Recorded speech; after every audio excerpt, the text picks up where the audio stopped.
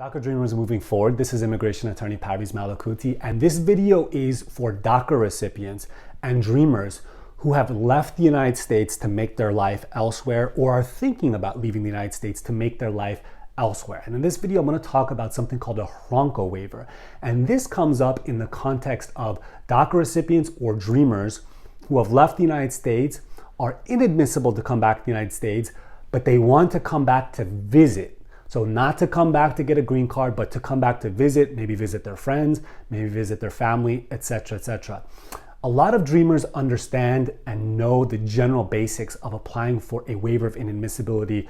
Some people know it as I-601A provisional waiver, which is just for unlawful presence, or the more general I-601, which is a waiver for other types of immigration and criminal violations. But one thing that's lesser known is what type of waiver there's available for a person who leaves the United States and wants to come back on a non-immigrant visa. So not trying to come back to get a green card, but somebody wants to come back for a short stay, whether it be as a tourist or as a student or otherwise. And that's right where the Hranka waiver comes into play. So what is a Hranka waiver? A Hranka waiver is a waiver that somebody applies for who has a previous criminal or immigration violation that would make them inadmissible to the United States. So for example, take a dreamer. Let's say a dreamer decides to go to Canada. Let's say they're part of the Leaf network on Facebook and they decide to go to Canada, make their life in Canada, leave behind whatever they're trying to build in the United States. But say they still have family or friends in the United States that they want to visit. That dreamer in Canada might want to look into applying for a Hranka waiver. And the way somebody determines whether a Hranka waiver is granted or not is by looking at the three factors. It's a three-factor test in determining whether that person should be granted the waiver.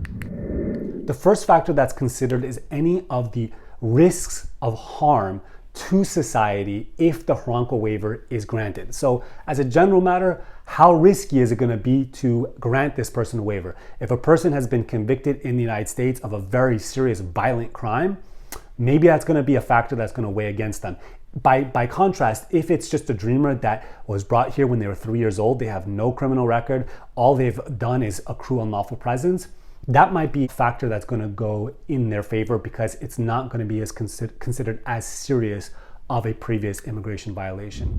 The second factor, which goes hand in hand with the first factor, is the seriousness of the applicant's previous immigration or criminal violations. The applicant is a serial offender, the chances of that Hranka waiver being granted are going to be less.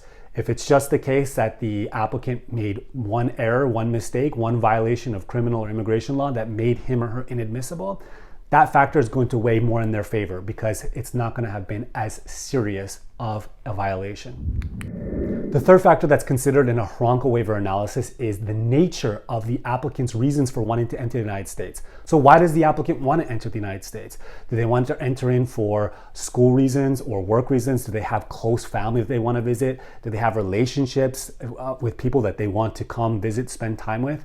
Or is it just the case that they want to visit for a trip to Vegas for the weekend? So that's the third factor.